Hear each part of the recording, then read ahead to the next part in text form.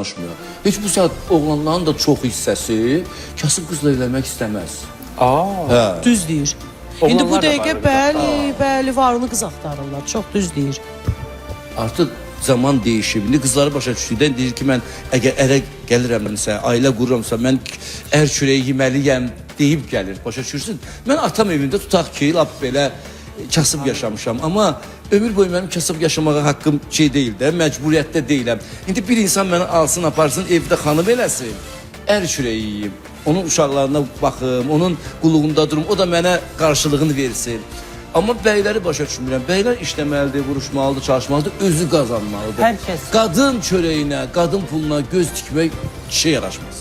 Gözə heç yaraşmır. Yox, qadın qazansın, işləsin, çalışsın. Amma məhz onun puluna göz tikib də Dəqiq. gözləyim ki, mənim həyat yoldaşım, arva söz deməyə uta qorxan cərimələyərlər.